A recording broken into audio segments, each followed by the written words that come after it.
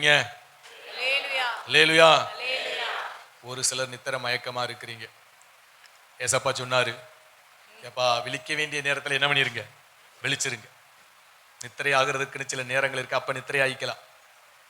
ஆனா விழிக்கிற நேரத்தில் என்ன பண்ணிடணும்? விழிச்சாதான் ஜெயத்தை எடுக்க முடியும்.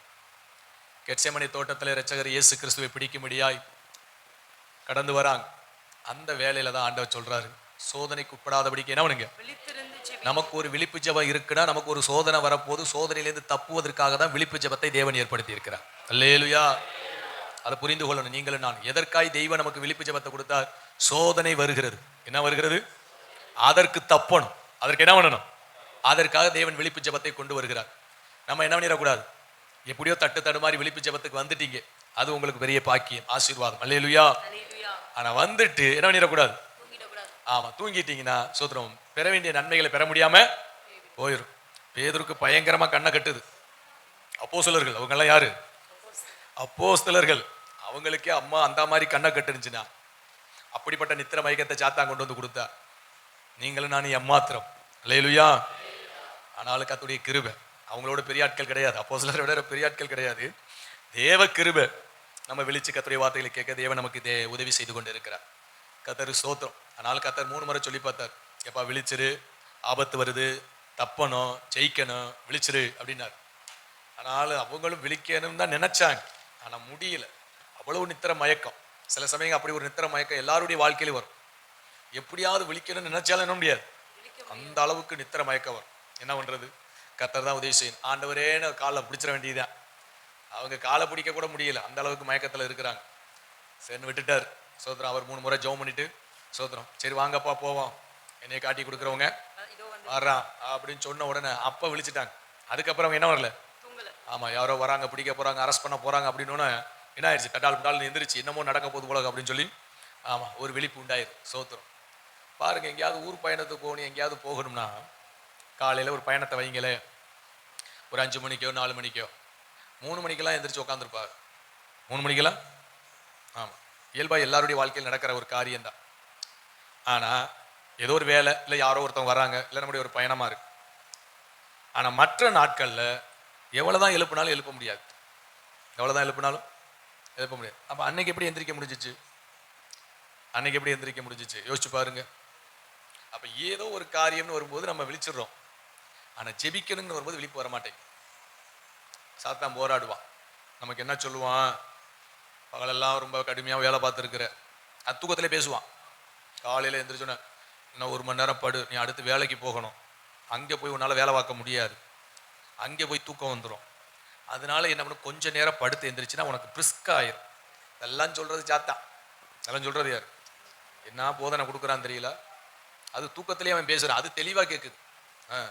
அதை கேட்காம விடுறதில்ல. அதை கேட்டுட்டு ஆமாம் ஆமாம் உண்மைதானே, சரி தூங்கிட்டு என்ன பண்ணுவான்? ஜெபிப்போம்னா அன்னைக்கு ஜெபமே போயிடும், அன்னைக்கு ஜெபமே இருக்காது. அப்போ விசுவாசி என்ன பண்ணுறான், எப்படியாவது இவங்களை ஜெபிக்க விடாமல் தூங்க வச்சுட்டோம்னா நம்ம ஏதாவது இவங்கள்ட்ட என்ன பண்ணலாம், வேலையை செய்யலாம், இல்லைன்னா ஒன்றும் செய்ய முடியாது. அதனால தான் அவன் அப்படி நம்மளை தூங்க வைக்கிறது. ஆனால் கர்த்தருடைய பிள்ளைகள் நீங்கள்னாலும் என்னைக்கோ தடுமாறி சில நாட்கள் தவறுனாலும் நம்ம என்ன பண்ணிடணும், கர்த்தருடைய பாதத்தில் அமர்ந்து எழும்பி என்ன பண்ணிடணும், ஜெபிச்சிடணும். கர்த்தர்ட்ட உதவியை கேட்டு அவர் நமக்கு உதவி செய்வார். கர்த்தர்ட்ட உதவி கேட்கிறதே இல்லை. அவர் சகாயர், அப்படின்னா உதவியாளர், உதவி செய்கிறவர். நீங்க அவர்கிட்ட ஒரு உதவியை கேட்டு பாருங்களேன். ஏதாவது ஒரு காரியத்துல நம்மளால ஒன்றும் செய்ய முடியலன்னா, ஆண்டவரே எனக்கு நீங்க தான் உதவி செய்யணும், எனக்கு உதவி செய்யுங்கப்பா அப்படின்னு சொல்லி கர்த்தருடைய சமூகத்துல ஜெபிச்சுட்டா கர்த்தர் நிச்சயமா நமக்கு உதவி செய்வார். ஆமா, அதிகாலையிலேயே அவர் அதற்கு சகாயம் பண்ணுகிறவர் என்று சொல்லப்பட்டு, இப்ப காலையிலேயே அவர் நமக்கு உதவி செய்வாரா? என்ன உதவி செய்வார்? தூங்காம ஜெபிக்க உதவி செய்வார். அல்லேலூயா. கர்த்தர் நல்லவர். நம்மளால முடியாத சில பகுதிகள் வரும்போது எனக்கு உதவி செய்யுங்கப்பான்னு சொல்லும்போது நிச்சயமா அவர் என்ன பண்ணுவார்? உதவி செய்வார். அப்ப பேதுரு அப்போஸ்தலர்கள் யாருமே ஆண்டவர்ட்ட என்ன கேட்கல, எத்தனை மயக்கமா இருக்கு, நாங்க விழிக்கணும்னு நினைக்கிறோம், ஆனால் முடியல, எங்களுக்கு உதவி செய்யுங்கப்பான்னு என்ன பண்ணல, கேட்கல. கேட்டா மட்டும்தான் கர்த்தர் உதவி செய்வார், இல்லைன்னா உதவி செய்ய மாட்டார். அவர் பாட்டு பார்த்துக்கிட்டு தான் இருப்பார். எச்சரிப்பின் சத்தத்தை கொடுத்துட்டு என்ன பண்ணுவார்? அமைதியா இருப்பார். நீங்க உதவின்னு கேட்டுட்டீங்கன்னா கண்டிப்பா நமக்கு என்ன பண்ணிடுவார்? ஆமா, நிச்சயம் உதவி செய்வார். இரவெல்லாம் படுக்கும்போது அதிகாலை எழுப்பி ஜெபிக்கணும், எனக்கு உதவி செய்யுங்கப்பா அப்படின்னு சொல்லி ஜெபம் பண்ணிட்டு படுத்து தூங்கி பாருங்க. ஆமா, அலாரம் அடிக்கிறதுக்கு முன்னால இரட்சகர் அழகா தட்டி எழுப்பிடுவார். அல்லேலூயா. ஆமை சோத்திரம். அப்ப எல்லா காரியத்திலும் ஆண்டவர்ட்ட உதவி கேளுங்க. எனக்கு உதவி செய்யுங்கப்பா, இந்த பகுதியில் எனக்கு உதவி செய்யுங்க, இந்த பகுதியில் நான் தடுமாறிட்டு இருக்கேன், இந்த இடத்துல எனக்கு பிரச்சனையா இருக்கு, இந்த இடத்துல என்னால் ஒன்றும் செய்ய முடியல. அவன் எந்த பகுதியாக இருந்தாலும் நீங்கள் ஆண்டவர்கிட்ட உதவியை கேட்கும்போது சில சமயங்களில் சில இடங்களில் ஞானமாக புத்தியாக பேச தெரியாது, அதனால வம்ப கட்டிடுவாங்க, குடும்பத்தில் வம்ப கட்டிடுவாங்க, போகிற இடத்துல வம்ப கட்டிடுவாங்க, இல்லைன்னா உறவுகளுக்குள்ள நம்ம பேச தெரியாது, எப்படி பேசணுங்கிற அந்த ஞானம் புத்தி இல்லை.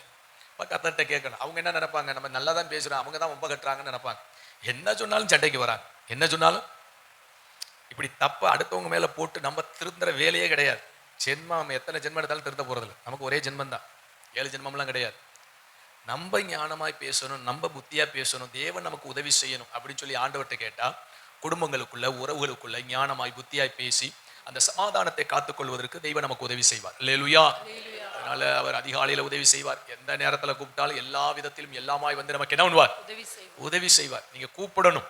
ஆமா, அந்தந்த ஸ்பாட்ல நமக்கு பிரச்சனையை சந்திக்கும் போதெல்லாம் என்ன பண்ணணும், நம்மளே போட்டுக்கிட்டு மல்லு கட்டக்கூடாது. இது தேவ பிள்ளைகளுக்குள்ள இருக்கிற பலவீனம். நம்மளே செஞ்சு போடலாம், எல்லாத்தையும் சாதிச்சு போடலாம், எல்லாத்தையும் செஞ்சு கடைசியில் எல்லாத்தையும் கூமுட்டை ஆக்கி எல்லாத்தையும் உடச்சு நொறுக்கி மண்ணோட மண்ணாக்கி அப்படியே பெரிய சாதனை பிடிச்ச மாதிரி என்ன பண்ணுவாங்க, எல்லாத்தையும் தொலைச்சு போட்டு நிற்பாங்க. அவர்கிட்ட உதவின்னு கேட்டால் உதவி செய்ய போறாரு. இதுல என்ன, நம்மளால முடியலன்னா அவர்கிட்ட உதவி கேட்க வேண்டியதானே. சீசர்கள் படகுல பயணிக்கிறாங்க, அப்போ பலத்த காற்று வந்துருச்சு, ஒரு கடல் கொந்தளிப்பு வந்துருச்சு.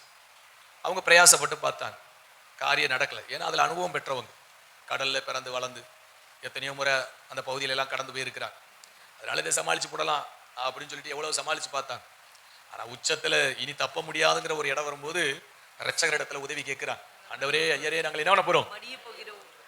அவர் பாருங்க, அதுக்கு முன்னால வரைக்கும் அசையில பத்தியில என்னடா இவங்க கூப்பிடுவாங்கன்னு கத்தர் பார்த்தார். இவங்க திறமையில இறங்கிட்டாங்க. ஆமே, அப்போஸ்தலர்கள் எல்லாம் திறமையில இறங்கிட்டாங்க. நம்ம பார்க்காத கடலா, நம்ம பார்க்காத காற்றா, நம்ம பார்க்காத கொந்தளிப்பா, சாதிச்சிடலாம், நம்மளை ஆண்டவர் என்ன பண்ணிடுவோம், அக்கறைக்கு கொண்டு போய் சேர்த்துறோம், அவர் பாட்டு ரெஸ்ட் எடுக்கட்டும் அப்படின்னு சொல்லிட்டு படகை என்னென்னமோ பண்ணி பார்த்தாங்க. துடுப்பா அங்கிட்டு போட்டு இங்கிட்டு போட்டு பாய் மரத்தை ஏற்றி இறக்கி சுக்கானை பிடிச்சி பார்த்தா முழு கப்பலும் கவல்ற மாதிரி இருக்கு. இவங்களுடைய முயற்சி பத்தியா, இவர்களுடைய முயற்சி எங்க போய் முடியுது, முழு நஷ்டங்கிற இடத்துல போய் முடியுது. இனி தப்ப முடியாது. அப்பதான் ஐயரே, நாங்கள் என்ன பண்ண போறோம். ஆண்டவர் இறங்கி இருந்து வந்து காற்றை கடலை என்ன பண்ணார், அதட்டி இமை பொழுதுல அமைதலாக்கி, என்னப்பா விசுவாசமா இருக்கிறீங்களே, அற்ப விசுவாசிகளே, சுவாசிகளையே, என்னை கூப்பிடலையே, உங்களுடைய சாமர்த்தியத்தின் மீது, உங்களுடைய திறமையின் மீது, உங்களுடைய அனுபவத்தின் மீது நம்பிக்கை என்ன பண்ணிட்டீங்க, வச்சுட்டீங்களே, அது உங்களுக்கு உதவி செய்யாதே அப்படின்னு சொல்லி தேவன் உங்களுக்கு விளங்க பண்ணினார்.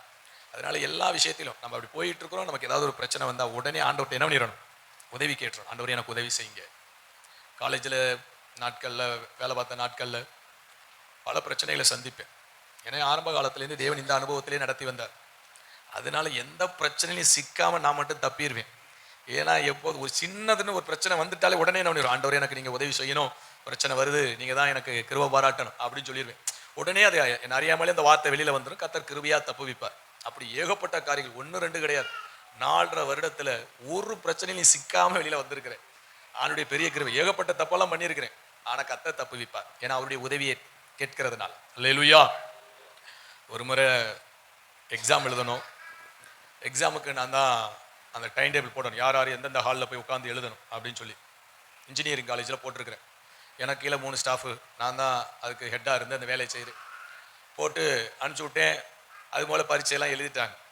ஒரு நம்பர் மட்டும் 2 ஹாலுக்கு போயிடுச்சு. ஒரே நம்பரு 2 ஹாலில் இருக்குது.